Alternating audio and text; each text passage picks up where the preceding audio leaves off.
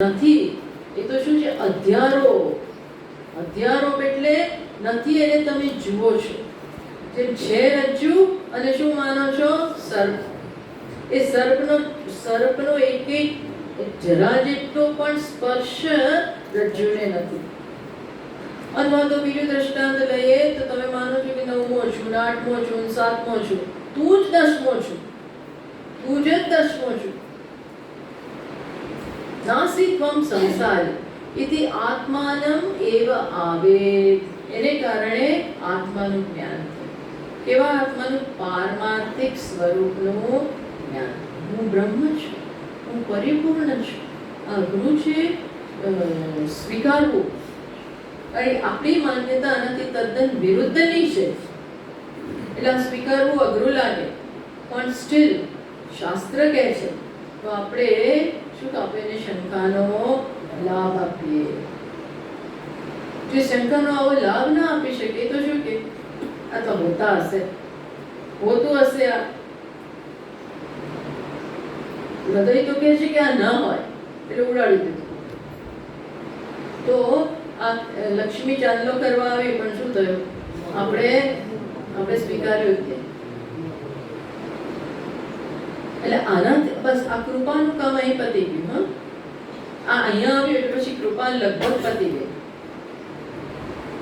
પછી હવે the ball is in your court. હવે આપણા પક્ષે ઈશ્વરે બધું કરી આપ્યું. અધ્યારોપ દૂર કરવા માટે પણ ભૂમિકા સર્જી આપી. કહ્યું કે તું આ નથી. પછી હવે જો ન બદલાઈએ તો એની જવાબદારી કોની થઈ જાય? એટલે કે છે અમે તો સ્વીકારી લીધું, હા હું પરિપૂર્ણ. પછી બી બહુ મોટું કામ હોય છે. શ્રવણ, મનન, નિધિધ્યાસન, વિષયમાં બી સાધનામાંય અવરોધ આવે. આંતરિક બધા શત્રુઓ સાથે કામ કરવું પડે. આ બધું હોય છે. પછી પણ અંદર ઘણા બધા શત્રુ છે. અર્જુન જ કહે છે એ કોણ છે અને કહી દો તો ભગવાને કોઈ કામ, ક્રોધ, લોભ આ બધું અંદર છે. એ આ જ્ઞાન થવા નથી દેતું. આ જ્ઞાન આમાંથી થઈને આવે તો એ કામ ના કરે. આ બધી વસ્તુ આત્માના સ્વરૂપે કુંઠિત કરી નાખે છે, જ્ઞાનને વ્યક્ત નથી થવા દેતા. એટલે આ બધા જોડે કામ કરવાનું છે, બહુ મોટું કામ. પણ એ બધું કરે અહીં તો કે આવે એને જાણી લીધું. એ જાણી ક્યારે લે? જ્યારે આ બધી વસ્તુ દૂર કરવામાં આવે. પોતાના સાથે બહુ મોટો પ્રોજેક્ટ હાથમાં લેવો પડે. 6-7 દિવસ આપણે આ શિબિરમાં સાંભળીએ એટલું પૂરતું નથી. પછી એના ઉપર બહુ સિરિયસલી કામ કરવાનું છે. બધા કરો જ છો, છતાં પણ બહુ અઘરું નહીં, પણ મોટું કામ આ હોય છે. અધ્યારોપિત વિશેષ વર્જિતમ ઇતિ એવ શબ્દસ્ય અર્થ. એટલે તદ આત્માનમ એવ આવે, તેમ કીધું ને, તદ આત્માનમ એવ આવે. એવકાર મૂક્યો, એનો શું અર્થ થયો? અવિદ્યા અધ્યારોપિત વિશેષ વર્જિતમ. અવિદ્યાથી અધ્યારોપિત થયેલા શું વસ્તુ? કર્તૃત્વ, ભોક્તૃત્વ, વિજ્ઞાતા, મનતા, કર્તા, ભોગતા, સુખી, દુઃખી. ક્ષણે ક્ષણે અધ્યારોપ કરીએ છીએ. ક્ષણે પ્રત્યેક ક્ષણ અધ્યારોપમાં જતી હોય છે. આત્મા ઉપર આરોપ, આરોપ, આરોપ, આરોપ. એ બધા આરોપ દૂર કરવા પડે. બધી જે ગ્રંથિ દૂર કરવી પડે. એ કોઈ ગ્રંથિ લેવી પડે. એટલે તો જાણવું પડે કે આ ગ્રંથિ છે, આ ગ્રંથિ છે, આ ગ્રંથિ છે. આને કામ કહેવાય, આને આ કહેવાય, આને જરૂરિયાત કહેવાય. આ બધું સમજવું પડે. એ બધાને પછી દૂર કરીએ. અધ્યારોપિત વિશેષ વર્જિત એટલે કેવી રીતે જાણવાનું છે? એઝ બ્રહ્મન. એમાં મનુષ્યપણાનો કોઈ ટ્રેસ ના રહે. મનુષ્યપણાનો એટલે કે અહંકારનો જરા જેટલો પણ ટ્રેસ રહે નહીં. એટલે રમણ મહર્ષિજી કહે છે તું વિચાર કર, અહમયમ કુતો ભવતી. આ માની જ લીધું છે હું અહંકાર છું, અને પછી ચાલે છે ગાડું હું અહંકાર જ છું, અહંકાર જ છું. એ પૂછ કે આ કોણ છે? તો અહંકાર રહેશે નહીં, ભાગી જશે, રફુ ચક્કર થઈ જશે. પૂછતા નથી ત્યાં સુધી, પૂછતા નથી મીન્સ આ રીતે વિચાર ના કરીએ. આ વિચાર ચાલે છે અત્યારે. શું ચાલે છે? વિચાર. આને વિચાર કહેવાય. જ્યારે વિચારનો અર્થ શું છે? તાત્પર્ય નિર્ણય. તાત્પર્ય નિર્ણય. શાસ્ત્રનું શું તાત્પર્ય છે? તો અત્યારે તાત્પર્ય શું છે? અહમ બ્રહ્માસ્મિ, તત્વમસી. એ શાસ્ત્રનું તાત્પર્ય. એ તાત્પર્ય ઉપર વિચાર. વિચાર એટલે હું બેસીને બસ વિચારું મારી રીતે, એવો વિચાર નહીં. શાસ્ત્ર અનુરૂપ વિચાર, શાસ્ત્રના તાત્પર્ય ઉપર વિચાર. સિરિયસલી વિચારે આ સત્ય છે ને મારી વિચારધારા કેમ આનાથી ભિન્ન છે, જ્યાં જ્યાં એ અલગ હોય એ બધું દૂર કરવું, આખું તપાસવું. મોટું ઇક્વેશન છે. તું બ્રહ્મ છો એ તો મોટું સમીકરણ થયું, બહુ મોટો દાખલો થયો. તું બ્રહ્મ છો તો અઘરું જ છે, એ સમજવું અઘરું જ છે. એના માટે શું કરવું પડે? બહુ વિચાર માંગી લે. શાસ્ત્ર અલોંગ વિથ શાસ્ત્ર, શાસ્ત્ર સહિત વિચાર કરવાનો છે. ગુરુ જે ભણાવે શ્રવણ દરમિયાન એની સાથે પછી વિચાર કરવાનો. અત્યારે બધા ઊંઘી જાય ના ચાલે, વિચાર કરવો પડે. સાથે રહેવાનું, સતર્ક રહેવાનું, ટટ્ટાર બેસવાનું. બહુ ઊંઘની આ વરસાદની સિઝનમાં એટલે ઊંઘ આ સિઝન જ એવી છે. રોંગ ટાઈમ છે આ સિઝનમાં આવું થાય. એવું વાતાવરણ છે ને એટલે આપણને એમ થાય સુઈ જઈએ, સુઈ જઈએ બસ. એવું જ ગમે. ડલનેસ, થોડી ડલનેસ આવી જાય. આમ ખુશનુમાં હા જરાક ડલનેસ આવી જાય તો કે નહીં. હંમેશા આપણે એકદમ એલર્ટ. દૃશ્યતે ત્વગ્રયા બુદ્ધ્યા સૂક્ષ્મયા સૂક્ષ્મદર્શિભિ. અગ્ર બુદ્ધિ જોઈએ, સૂક્ષ્મ બુદ્ધિ જોઈએ, તો જ આ બ્રહ્માસ્મિ કે તત્વમસી સમજાશે. એટલે કે આ માત્ર સાંભળવાનું નથી, સાંભળીને તો બહુ કામ કરવાનું છે. શું કામ કરવાનું છે? વિરુદ્ધ અંશનો ત્યાગ. વિરુદ્ધ અંશનો ત્યાગ કરવાનો. આ કેના જેવું છે ખબર છે? ફિઝિક્સમાં કે ને E is equal to mc square. એટલે બહુ સમજવું પડે. ફિઝિક્સમાં તમે સ્ટુડન્ટ હોય કોઈ જેના વિચાર માંગીએ E is equal to mc square. અથવા જેમ બાળકને કહેવામાં આવે, બાળકને એમ કહેવામાં આવે કે 7 + 2 એટલે 9. 7 + 2 એટલે 9. તો એને જરાક સરળતાથી સમજાય. પણ એવું કહેવામાં આવે, મારે વિચારો 7 કોઈ બીજી રીતે 9 લાવો.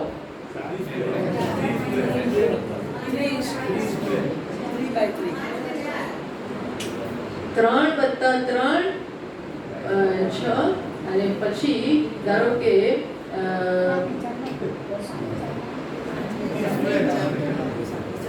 એવી રીતે મૂકો કે એને એડિશન પણ કરવું પડે અને સબટ્રેક્શન એ કરવું પડે. પછી આ 7 નંબર આવે. ધારો થોડું એડ એ કરો. 3 + 3 બરોબર 6 માઇનસ હા એવું કંઈક કરીને મૂકીને એને કહો તો પછી એને વિચાર કરો હવે આ તો જરા અઘરું છે. એવું છે. આ કેવું છે? હું બ્રહ્મ છું એ પ્રકારનું વાક્ય છે.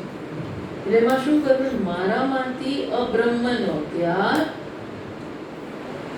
તે હું છું એ તેમાંથી અમુક ત્યાગ કરું, તું માંથી ત્યાગ કરું, અહીંયાથી ઉપાધિનો ત્યાગ કરું, અલ્પ ઉપાધિનો ત્યાગ કરું, તેમાંથી મને જે મારાથી ઈશ્વરને દૂર રાખે છે એ ઉપાધિનો ત્યાગ કરું.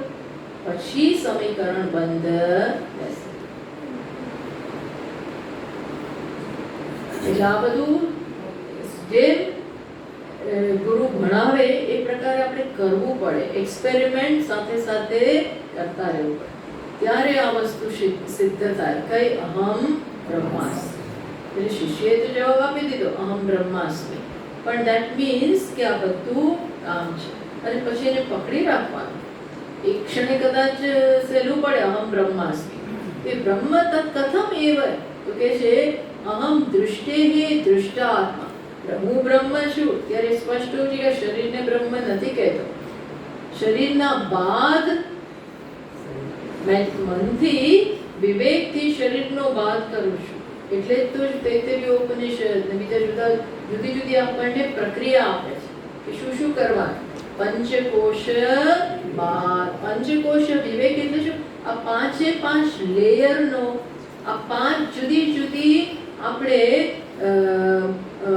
ગ્રંથિ સેવીએ છીએ, પાંચ જુદા જુદા અધ્યારોપ કરેલા છે.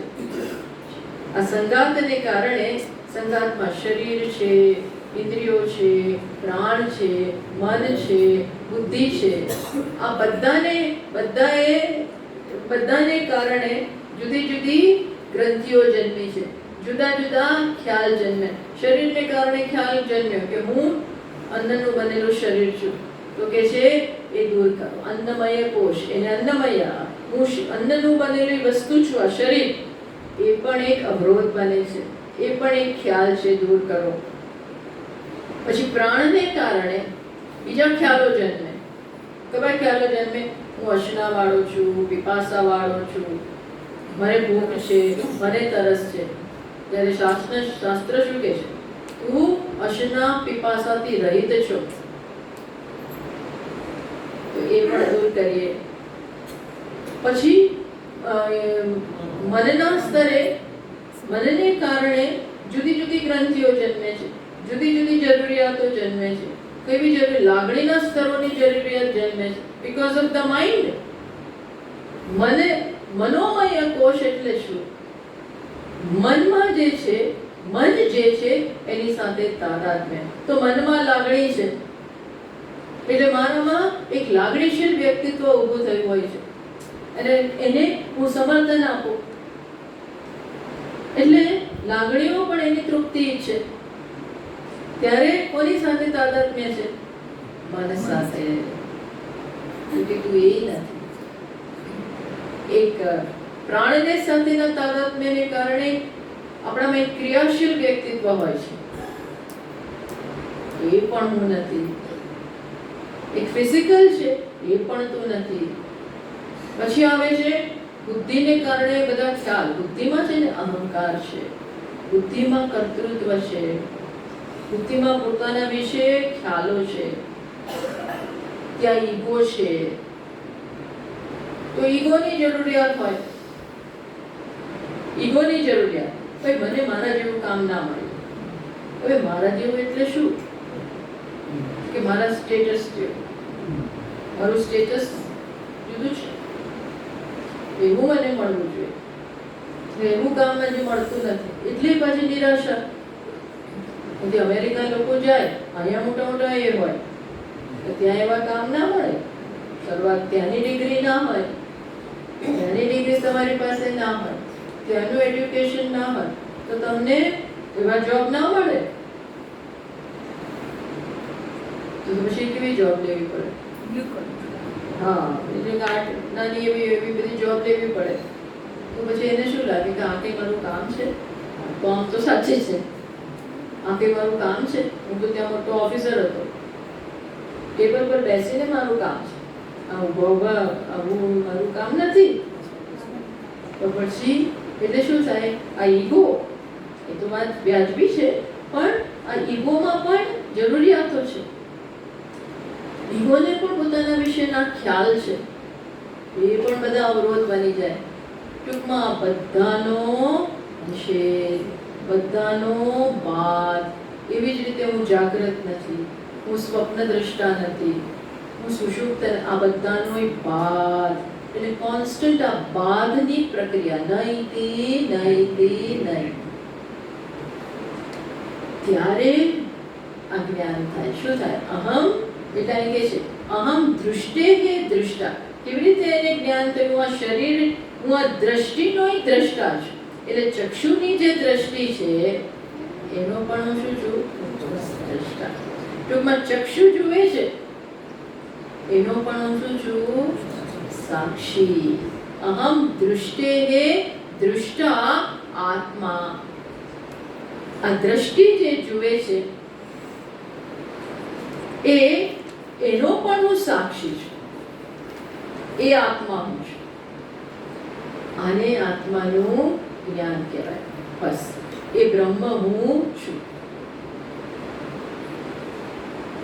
બંધ થઈ ગયું છે.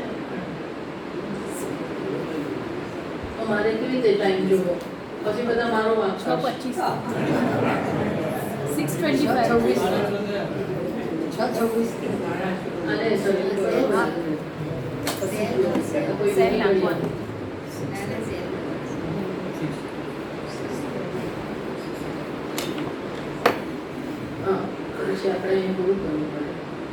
બ્રહ્મ ઇતિ યત સાક્ષાત અપરોક્ષાત સર્વાંતરઃ આત્મા. કોણ છે? એવી સમજ જન્મી, પણ પછી આવી સમજ જન્મી, હું બ્રહ્મ છું, સર્વત્ર એ મારું સ્વરૂપ છે.